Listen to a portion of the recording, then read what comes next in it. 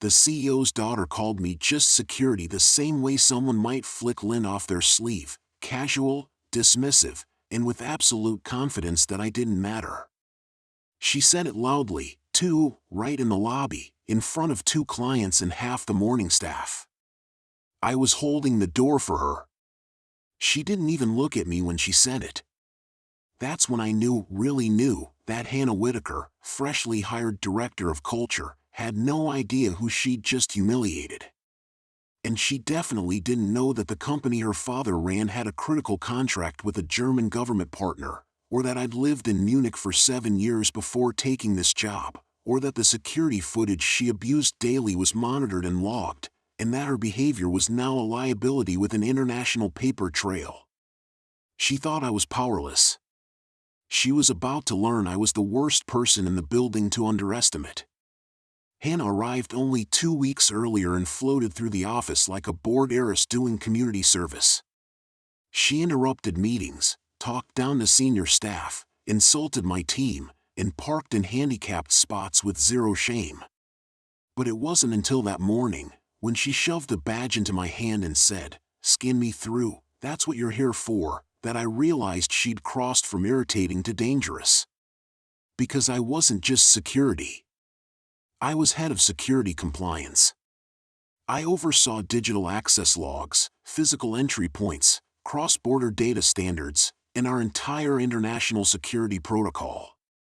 Everything she touched had to be compliant with our German partners' regulations. And Hannah?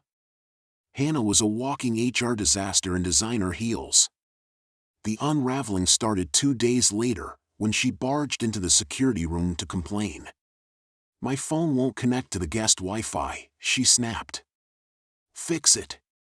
"It's blocked by international compliance policies," I said. "You'll need to register the device." "I don't do paperwork," she said, waving her hand. "Override it." I smiled. I can't override EU-regulated systems without proper authorization. It's a cross-border security policy. She rolled her eyes dramatically. "I don't care about your little European rules. Just do it." Ah. There it was, the sentence that would cost her everything. 2 days later, we had our quarterly virtual compliance audit with our German partners. A big deal. The kind of meeting where the CEO wore a suit jacket even while sitting in his home office.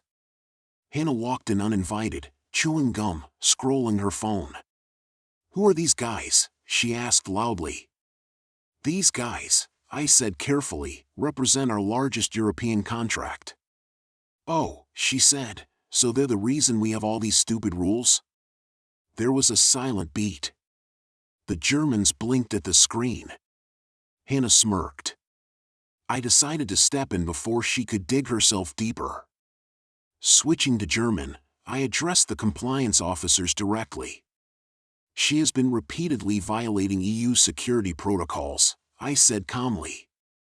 "Ignoring data registration, demanding unauthorized overrides, and showing disregard for international partners." Hannah's head snapped up. "What are you saying?" The Germans responded, also in German, with a long string of words that made her freeze. They were not amused. They were deeply concerned. One even asked, "Is she responsible for data handling?" Before I could answer, Hannah leaned forward and said the only German phrase she seemed to know, "Nein." But she said it with the confidence of someone who didn't understand context. Or tone. Or anything. The CEO's face tightened. I continued the audit. Hannah sat in the corner, red-faced and silent for the rest. The fallout was swift.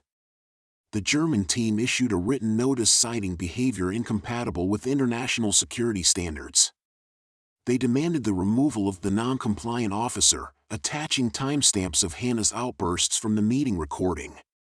Our legal team reviewed her actions and found 4 separate violations: bypassing access protocols, verbally harassing compliance officers, requesting unauthorized overrides, creating a hostile environment in a regulated workspace. Then I submitted my own report, complete with logged video footage of her lobby outbursts, the handicapped parking incidents, and her attempt to pressure my staff into violating policy. The CEO called a private meeting. He didn't ask me to leave the room. Hannah walked in confused, sat down, and tried to grin at her father. He didn't smile back. "Hannah," he said, "your position here is terminated immediately." Her jaw dropped. "Because of the security guy?" I looked at her calmly. "It's head of security compliance. And internationally, titles matter." She glared daggers at me, but her father cut her off. "You embarrassed us in front of our largest European partner. You jeopardized a multi-million contract."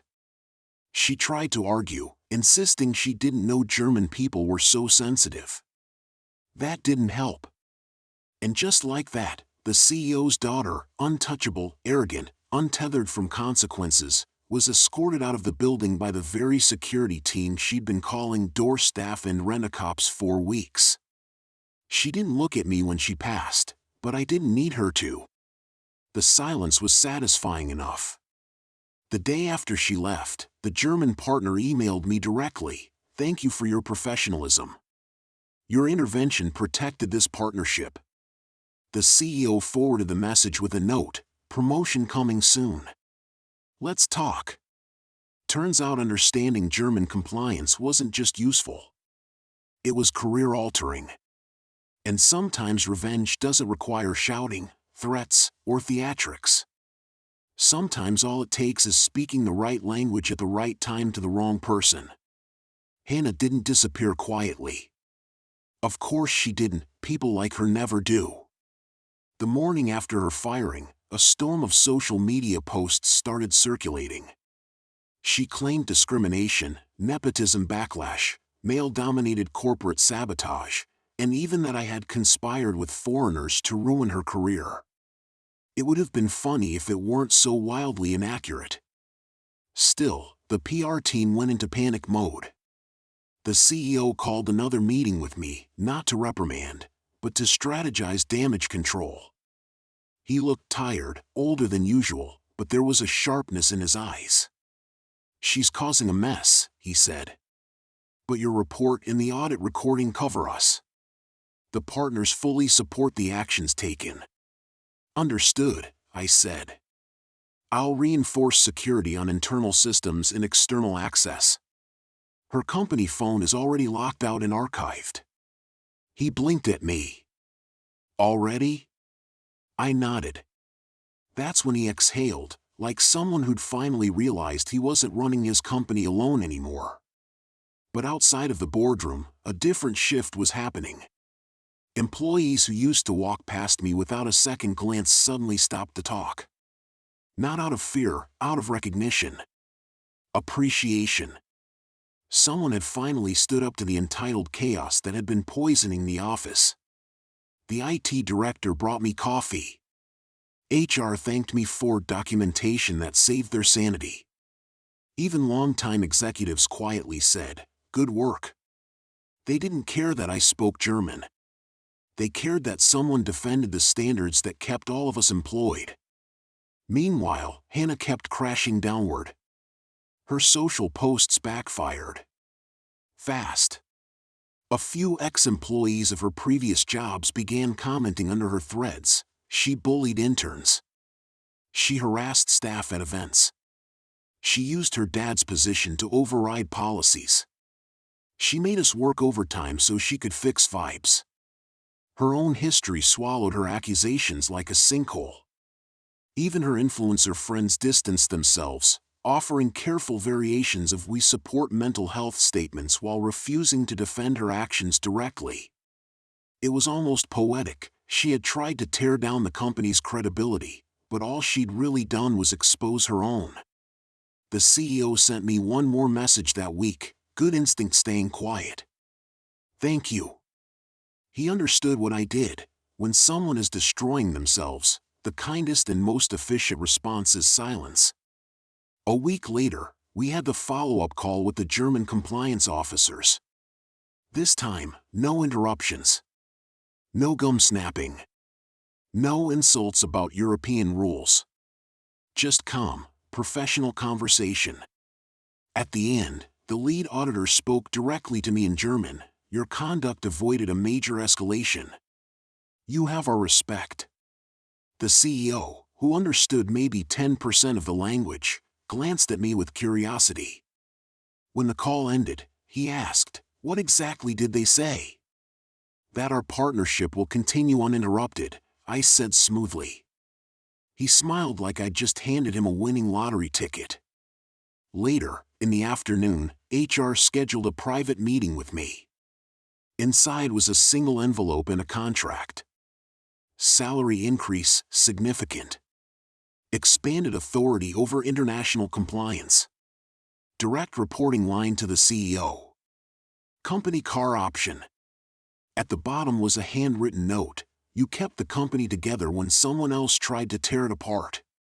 Consider this overdue." I didn't grin. I didn't gloat. Revenge wasn't loud. It wasn't messy. Revenge was competence recognized. Revenge was sitting across from executives who once overlooked you because they assumed you were the guy who just holds the badge scanner, and now they leaned forward when you talked, because your decisions controlled international contracts. Revenge was knowing Hannah, sitting somewhere, scrolling through her phone, had to watch the company move forward without her. Had to watch her father publicly praise the resilience and professionalism of the security leadership team. Had to watch the employee she humiliated become the person the company now depended on. A month later, I bumped into the CEO in the lobby. He stopped and said, "Funny, isn't it? The person she insulted the most turned out to be the one who saved the company." I nodded. Because the truth was simple, she called me just security. But I wasn't just anything. I was the gatekeeper. The compliance officer. The one person in the building with the authority and the evidence to end her career. And she handed me the opportunity herself. Some people fall from their own arrogance. Hannah dove headfirst. Hannah's disappearance from the company should have been the end of it, but people like her leave aftershocks, tiny ripples of chaos that need time to fade. And for a while, I thought that was all I'd have to deal with. I was wrong. 2 weeks after her firing, I received an unexpected visit from the CEO's executive assistant. She handed me a sealed folder and said quietly, "You're going to want to look at this."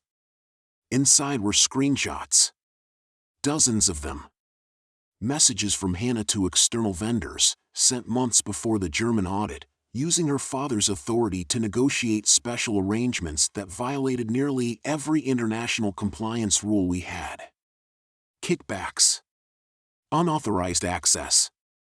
Personal perks disguised as business development incentives. And the worst part?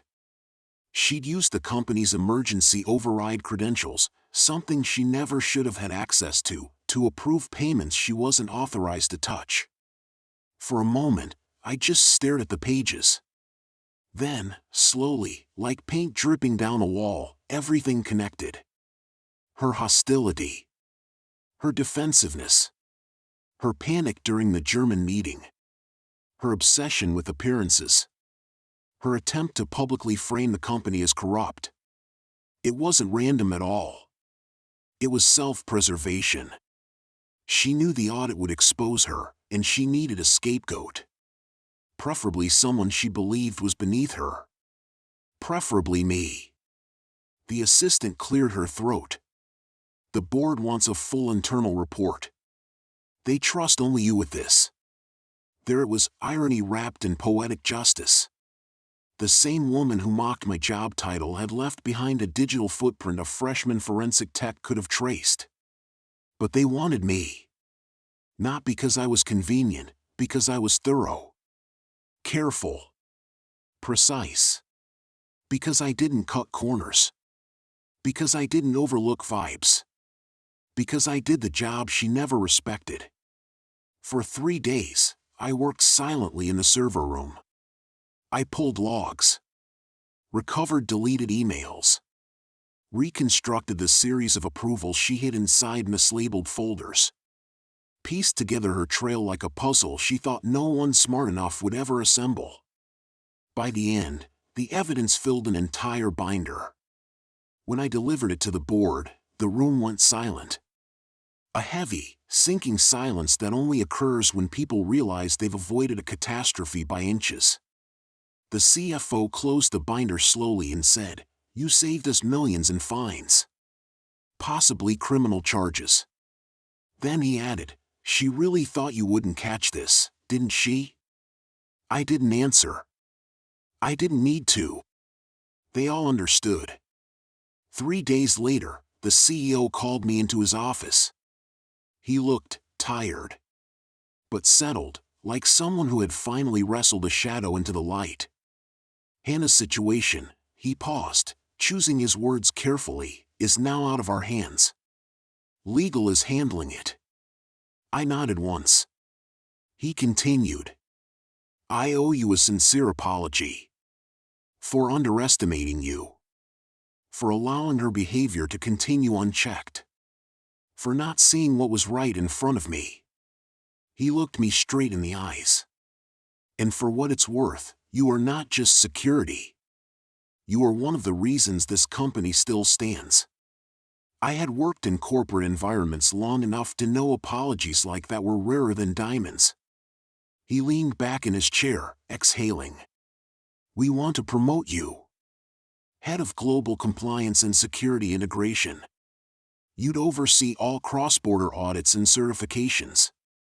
The title hit me like a quiet earthquake. Not because of the prestige. Not because of the pay bump. Not even because it reported directly to the board. But because it meant they finally saw what Hannah never could: competence is invisible to the privileged. Until the moment it isn't.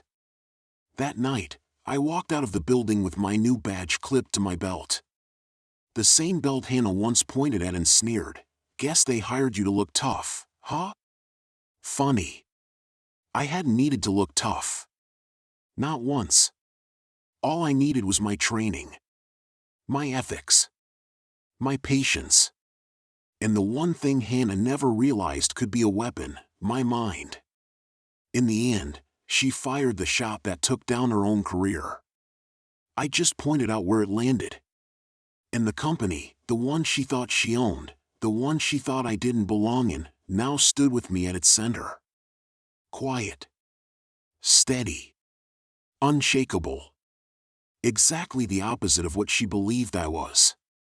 And that was the sweetest revenge of all. In the weeks that followed, something unexpected happened, something I never would have predicted back when I was just the guy at the badge scanner. People started coming to me. Not out of fear. Not out of obligation. But out of trust. A junior analyst knocked on my door one morning, clutching a USB drive like it was radioactive. "I think someone's been altering procurement logs," he whispered. A department head confided that she'd been pressured into signing approvals she wasn't comfortable with. An intern admitted he'd seen a manager accessing systems they had no clearance for. I realized then that the toxic culture Hannah embodied hadn't been an anomaly. It had been a symptom. A rot that had quietly spread through corners of the company, encouraged by her entitlement, protected by her father's fear of upsetting her, and ignored by those who didn't want to rock the boat. Now that she was gone, the rot was surfacing. And strangely, I became the lighthouse people followed. One afternoon, the CEO approached me in the hallway. "People seem to be gravitating toward you," he said. "Because they feel safe," I replied. He nodded slowly, thoughtfully, like he was piecing together a truth he'd avoided for years. "I used to think leadership was about vision," he said. "Direction. Innovation." He paused. "Now I'm realizing it's about trust." He wasn't wrong. Hannah had demanded loyalty. I earned it. The turning point came when the German auditors sent a formal letter to the board, requesting that I attend an international summit on cybersecurity compliance as the company's representative. Me, the former just security guy. The one Hannah believed was a nobody. The CEO called me in with the letter in hand, eyebrows raised. "They specifically requested you," he said. "Because I speak their language," I replied. "No," he said quietly, "because you showed them something they rarely see, integrity backed by competence." Then he slid a corporate card across the table. "Book whatever you need for the trip. You're our point man now." The summit was surreal. Executives from global firms, military-grade cybersecurity vendors, specialists from 3 continents, people in tailored suits discussing high-level digital threats and international compliance frameworks. And there I was, answering questions in fluent German, breaking down case studies, presenting our incident protocols, and watching expressions shift from curiosity to respect. One of the attendees, a senior consultant for a major European firm, shook my hand after my panel. "You were underestimated by someone, weren't you?" he said with a knowing smile. "Until recently," I admitted. "Good," he said. "Underestimation builds sharper professionals than privilege ever will." I carried that line with me the rest of the trip. When I returned, something waited on my desk, a sealed envelope marked confidential, board decision. Inside was my official appointment, Chief Security and Compliance Officer. Executive level. Equity package included. The role Hannah always imagined she'd be handed one day, without ever earning it, was the role I received because I built it. No shortcuts. No nepotism. No vibes. Just work that spoke for itself. A few days later, as I walked through the lobby, I caught my reflection in the glass. Same uniform. Same posture. Same calm expression I'd worn for years. The difference wasn't how I looked. It was who I had become. The man people relied on. The man the company trusted. The man whose skills reshaped the future of an entire organization. And Hannah? Somewhere out there, she was still telling anyone who would listen that I'd been out to get her. But the truth was simple: she had built her career on entitlement. I had built mine on competence. And when the storm came, her foundation collapsed, while mine stood firm. In the end, she wasn't destroyed by me. She was destroyed by everything she never bothered to learn. And I rose, quietly, steadily, completely, into the role she was never qualified to imagine. Revenge didn't need drama. It didn't need shouting. It didn't need revenge, even. All it needed was truth.